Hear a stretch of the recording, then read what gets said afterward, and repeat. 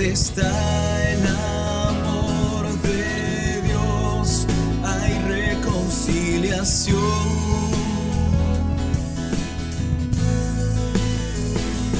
Es tan fuerte este amor, vence todo odio y rencor y siembra la paz del Señor entre los hermanos.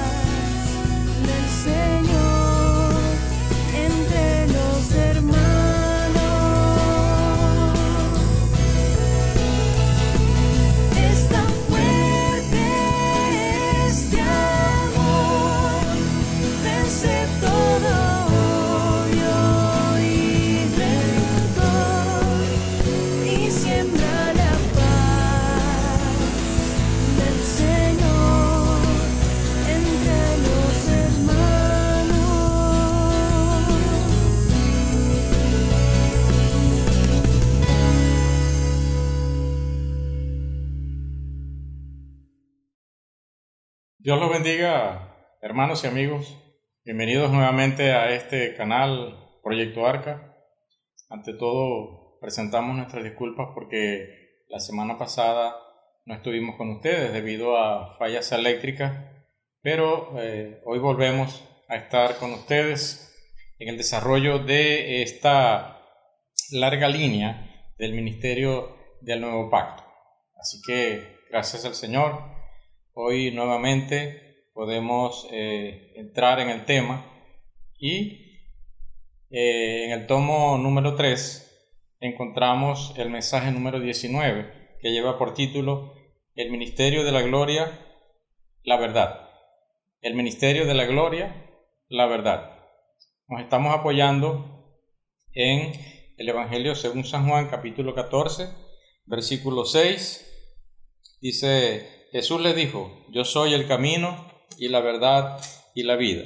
Nadie viene al Padre sino por mí. También nos estamos apoyando en Efesios capítulo 4, versículos 20 al 21. Mas vosotros no habéis aprendido así a Cristo, si en verdad le habéis oído y habéis sido por él enseñados, conforme a la verdad que está en Jesús. Hoy vamos a hablar acerca de este ministerio en relación a la verdad. En primer lugar, quiero hablar acerca de el enfoque único de este ministerio. El enfoque único del ministerio del Nuevo Pacto es realizar la obra de Dios. Repito, el enfoque único del ministerio del Nuevo Pacto es llevar a cabo la obra de Dios. Número 1. La palabra es el medio por el cual este ministerio ejecuta la obra de Dios. La palabra es el medio que ejecuta la obra de Dios. La palabra es como el poder ejecutivo de Dios.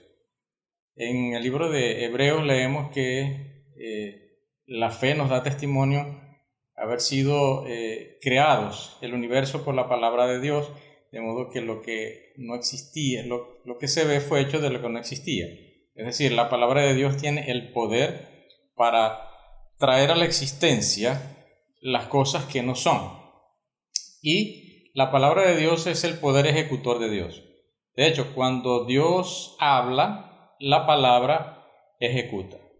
Y número 2, este único ministerio es para ejecutar la voluntad de Dios.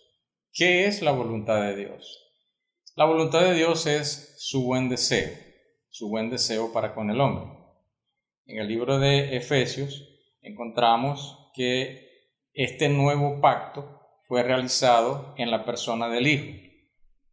Su vivir humano, por su muerte y su resurrección, el Señor satisfizo los justos requisitos de la ley de Dios en cuanto a la justicia, santidad y la gloria. Por eso en el nuevo pacto están todos los procesos que satisfacen los justos requisitos de Dios y la voluntad de Dios. En Efesios capítulo 1, versículos 7 al 12, nos muestran la obra del Hijo. Dice: en quien tenemos redención por su sangre, el perdón de pecados según las riquezas de su gracia, que hizo sobreabundar para con nosotros en toda sabiduría e inteligencia, dándonos a conocer el misterio de su voluntad según su beneplácito, el cual se había propuesto en sí mismo, de reunir todas las cosas en Cristo en la dispensación del cumplimiento de los tiempos, así las que están en los cielos como las que están en la tierra. En Él asimismo tuvimos herencia, habiendo sido predestinados conforme al propósito del que hace todas las cosas según el designio de su voluntad, a fin de que seamos para alabanza de su gloria, nosotros los que primeramente esperábamos en Cristo. Gracias al Señor. Y número 3, ¿cuál es la obra de Dios? ¿Cuál es la obra de Dios? Normalmente pensamos que hacer la obra de Dios es dedicarnos a hacer ciertas actividades, como la predicación del Evangelio u obras sociales. Ciertamente todas estas cosas son parte de la obra de Dios. Pero hablando un poco más allá, la obra de Dios se centra en el corazón del hombre. En Juan capítulo 6, unos discípulos le preguntaban al Señor: ¿qué haremos para poner en práctica las obras de Dios? Y el Señor sencillamente le dijo: la obra es que creáis en aquel en que el Padre ha enviado. Creer significa recibir lo que Dios ha hecho a nuestro favor. Por eso la obra de Dios no consiste tanto en que el hombre haga algo para Dios, sino en lo que Dios pueda hacer en el hombre.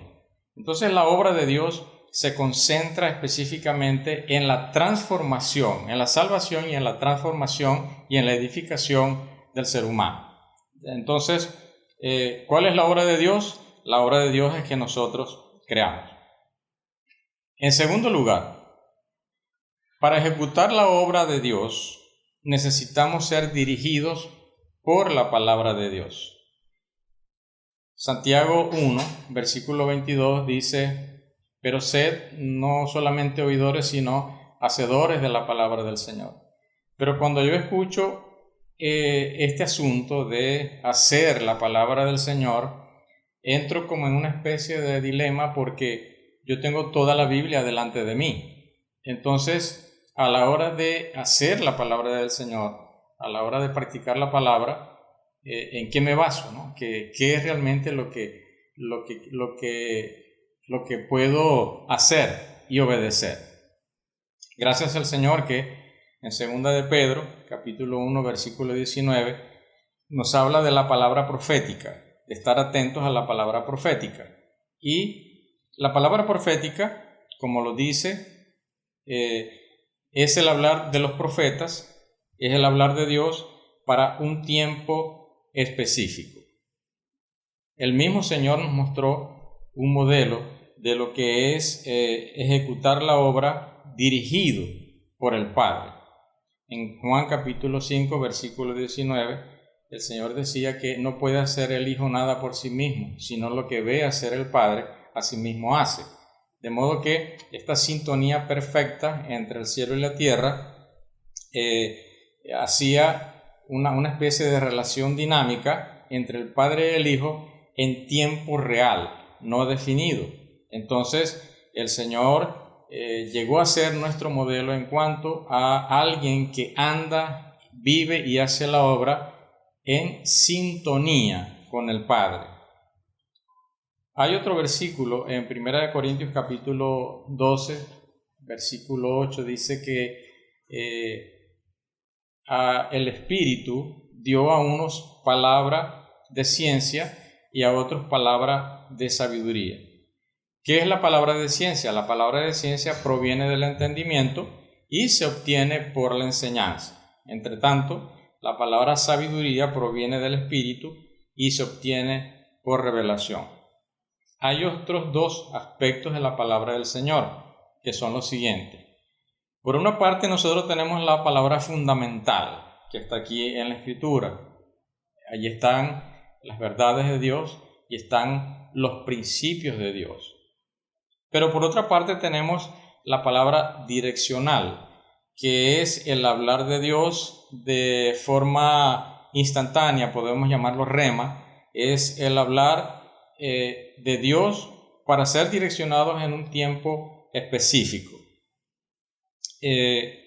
Quiero dar un ejemplo que está en el libro de Juan, capítulo 5, quisiera leerlo, dice lo siguiente, Juan capítulo 5, versículos 2 al 4, Evangelio de Juan, dice así.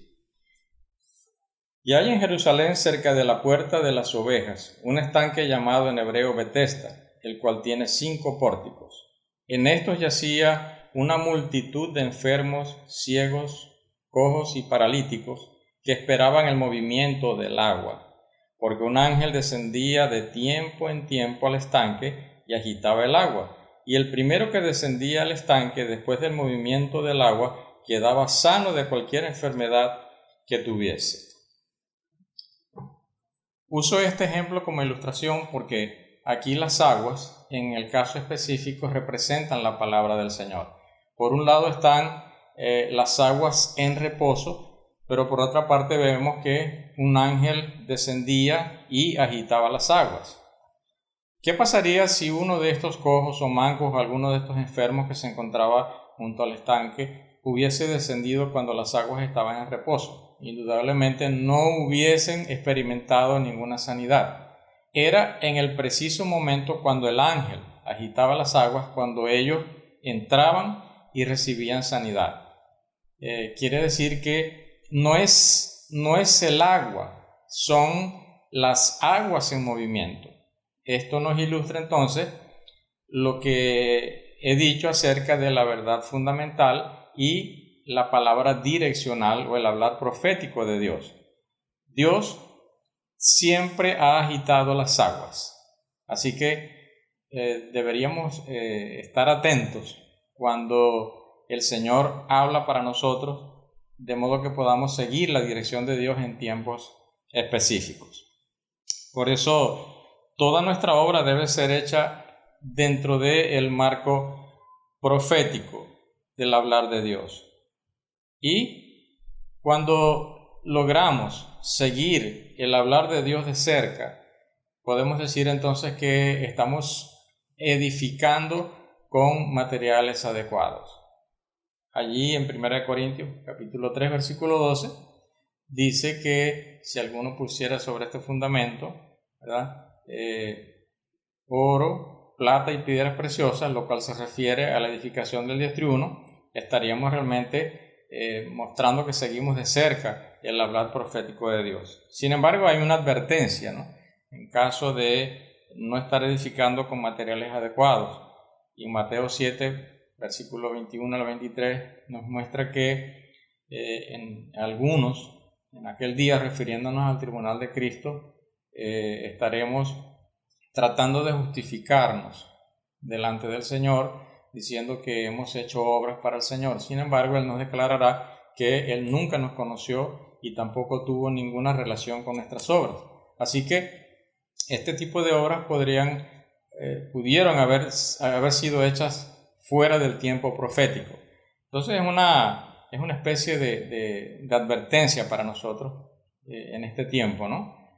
Aprendamos a ser personas, hombres que andamos y vivimos por el Espíritu, para estar atentos a la voz del Señor y así hacer la voluntad de Dios en tiempos específicos o en tiempos reales. En tercer lugar, quiero hablar de la fuerza para ejecutar la obra de Dios.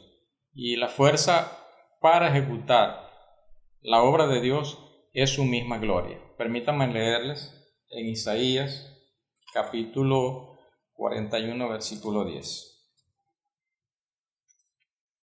Dice: no temas porque yo estoy contigo, no desmayes porque yo soy tu Dios, que te esfuerzo, siempre te ayudaré, siempre te sustentaré con la diestra de mi justicia. Gracias al Señor, Él siempre está con nosotros, dándonos fuerza para llevar adelante la obra en este ministerio. Ahora, si la fuerza de Dios para hacer la obra es su misma gloria, entonces, ¿qué es la gloria? Habíamos dicho en mensajes anteriores que la gloria es la manifestación de Dios, es la revelación de su propio ser. En el Antiguo Testamento, en el libro de Éxodo capítulo 33, vimos que Moisés fue un hombre muy osado. Él, después de haber pedido la presencia del Señor para que le acompañara durante la peregrinación por el desierto, él fue aún más allá y le pidió al Señor que le mostrara su gloria. El Señor accedió a su petición y colocó a Moisés en la hendidura de la peña mientras él pasó su gloria delante de él. Ahora, ¿qué fue lo que vio Moisés? Moisés vio la gloria de Dios, pero realmente al que vio fue a Dios mismo, y dice que él solo pudo ver las espaldas de Dios. De modo que este versículo relaciona mucho lo que es la gloria y la revelación de la persona misma de Dios. Y a esta gloria se le atribuye poder. Permítame leerle Colosenses capítulo 1 y versículo 11. Colosenses capítulo 1, versículo 11 dice: fortalecidos con poder conforme a la potencia de su gloria, para toda paciencia y longanimidad. Esta palabra potencia, la potencia de su gloria, en el idioma original es kratos, y kratos es un elemento dinámico, no solamente contemplativo, aunque la gloria de Dios, según la palabra, nosotros podemos contemplarla. Pero la gloria no es un asunto solamente que se contempla. La gloria es una fuerza, es un poder que cuando lo tocamos, algo pasa. Como en el caso de Jacob en Peniel, en Génesis 32, versículo 30, dice Jacob: vi a Dios cara a cara y fue librada mi alma. ¿Qué fue lo que Jacob vio? Él vio la gloria misma de Dios. Él contempló al Señor cara a cara y por eso su alma pudo ser librada. De manera que la gloria es la fuerza que produce en nosotros el impulso necesario para nuestra transformación, pero también para hacer la obra de Dios. Y en el Nuevo Testamento, nosotros, gracias al Señor, hemos sido hechos ministros de este nuevo pacto. Ministros no de la letra, porque la letra mata más, sino ministros del Espíritu, porque el Espíritu vivifica o el Espíritu da vida. Y nuestra competencia no proviene de nosotros mismos como para pensar algo acerca de nosotros mismos, sino que nuestra competencia proviene de Dios, quien nos hizo ministros en este nuevo pacto. Por eso puedo decir con toda seguridad que la competencia para llevar adelante la obra es la gloria misma de Dios. Anteriormente, la gloria era algo temporal que se manifestaba en el hombre, pero la gloria en este tiempo es eterna, es perecedera, porque ella está en nosotros. Por ejemplo, en el Antiguo Testamento, Moisés, cuando estaba cara a cara con Dios, la gloria de Dios era colocada en Moisés, y cuando él salía de la presencia del Señor, esta gloria se reflejaba en su rostro. Y cuando la gloria se reflejaba en la cara de Moisés, era vista, era contemplada por los hombres, pero realmente el objetivo no era que las personas contemplaran de alguna manera la cara de Moisés, ni tampoco Moisés descendió del monte para que vieran que su cara brillaba sencillamente, sino que la gloria del Señor era la que le daba el poder a Moisés para que fuese su portavoz. Y esto es realmente lo importante, hermano. La gloria de Dios nos fortalece para testificar, para hablar por Dios, para predicar el Evangelio. Nuestra obra indudablemente debe comenzar en la presencia del Señor, debe comenzar en el lugar santísimo, y este lugar santísimo hoy está en nuestro espíritu, donde la gloria de Dios está de manera permanente. Hace algún tiempo nosotros ganamos una especie de eslogan cuando estudiamos la epístola a los Hebreos, y este eslogan decía algo así: dentro del velo y fuera del campamento. Dentro del velo está relacionado con vivir en la presencia del Señor, y fuera del campamento nos habla acerca de hacer la obra. Así que ambas cosas son realizables, porque en este tiempo no es como Moisés, que iba a cierto lugar, recibía cierta porción de gloria y luego esta gloria se desvanecía cuando él estaba en contacto con el pueblo. Al contrario, hoy podemos estar dentro del velo y fuera del campamento porque esta gloria nos acompaña, esta gloria está dentro de nosotros, es una gloria permanente, y por el contrario, esta gloria va en aumento día tras día, gracias al Señor. Entonces, hoy día tenemos la gloria de Dios como la fuerza que lleva a cabo este ministerio del nuevo pacto. En cuarto lugar, este ministerio de gloria está relacionado con la verdad, lo cual es el título del mensaje de esta semana: el ministerio de la gloria, la verdad. Agradecemos al Señor por el ministerio de Pablo, porque el ministerio de Pablo fue una ventana hacia los cielos, pero el ministerio del apóstol Juan no solamente nos abre una ventana hacia el cielo, sino que es el mismo cielo. El ministerio de Juan es el ministerio de espíritu y vida. Y este ministerio de Juan, como dijimos en los mensajes pasados, está concentrado, o el corazón del ministerio de Juan está en su evangelio, en los capítulos 14, 15, 16 y 17.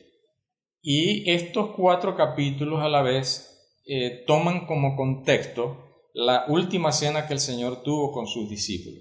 Recordemos que allí estaba la presencia de Judas entre los 12, pero cuando el Señor mojó el pan y lo dio a Judas, dice la palabra que el diablo entró en él, entonces él salió para hacer lo que iba a hacer, es decir, entregar al Señor. Una vez el Señor queda con sus 11 discípulos, y en esa esfera íntima, entonces el Señor abre su corazón y comienza a hablar palabras muy elevadas, cosas maravillosas para ellos. Y una de estas cosas que el Señor mencionó está allí mismo en el capítulo 14, donde dice: el Señor se manifestó a ellos como diciéndoles que Él era el camino, la verdad y la vida.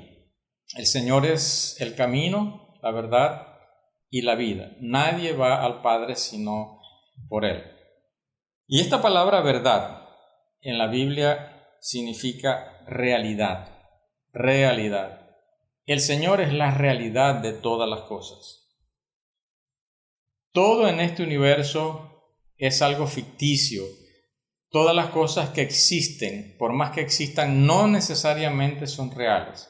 La única verdad está en Cristo. Él es la verdad. Por eso, Efesios, capítulo 4, versículo 20 al 21, que ya leímos, dice que la verdad está en Jesús. La verdad está en Jesús.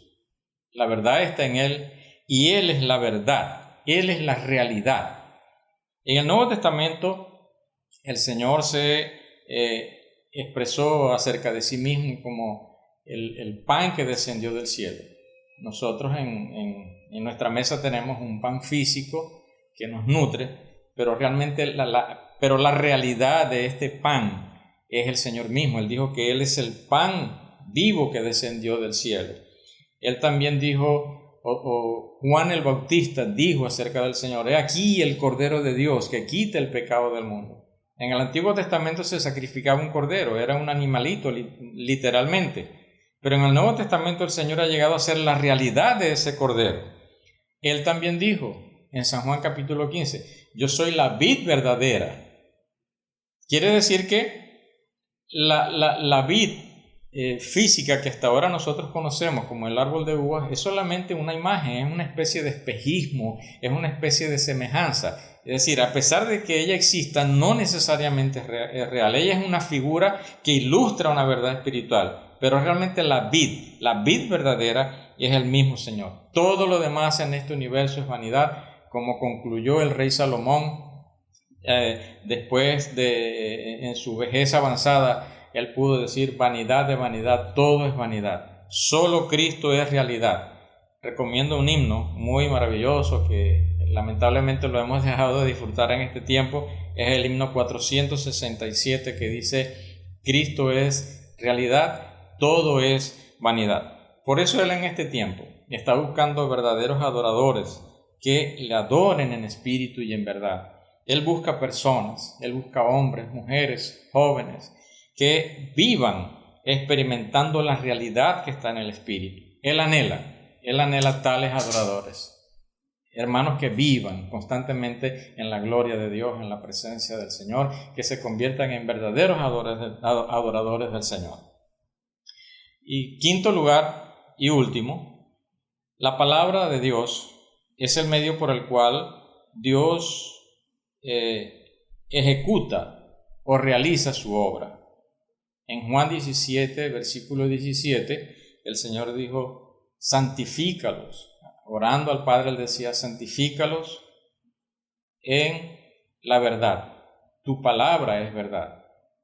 Quiere decir que la palabra del Señor contiene el elemento santo que Dios en este tiempo está impartiendo a sus creyentes. Y no solamente contiene la santidad, la palabra de Dios contiene la realidad de todas estas cosas, es decir, contiene la realidad de la verdad, la santidad, la realidad de la justicia, la realidad de la unidad y la realidad del amor, porque Él es el espíritu de realidad. En este espíritu están las realidades de todas estas cosas que Dios en este tiempo está impartiendo a través de la palabra. Es decir, mientras la palabra más actúa en nosotros, más de la santidad de Dios se está añadiendo, más de su justicia, más de la unidad y más del amor. A medida que recibimos la palabra del Señor, también recibimos todos estos elementos que operan para llevarnos de regreso a la gloria de Dios.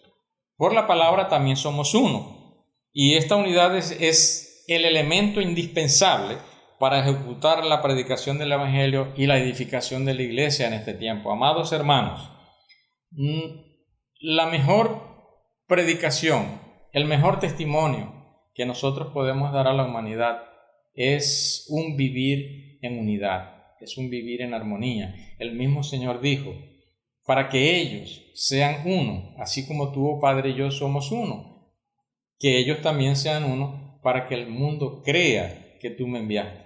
De modo que no hay mejor predicación, no hay mejor testimonio, no hay mejor mensaje que la unidad de los hijos de Dios. Igualmente no puede haber una obra de edificación adecuada entre los hijos de Dios si carecemos de unidad.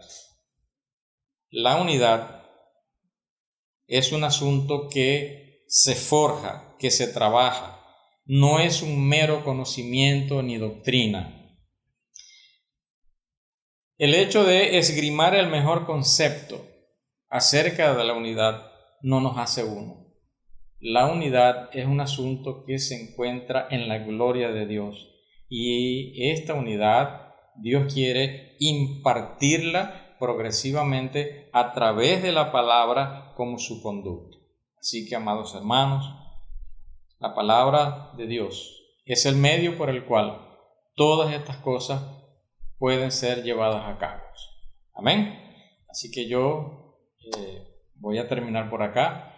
Dios los bendiga y espero verlos en un próximo mensaje. Les habló su hermano Gerardo Ríos.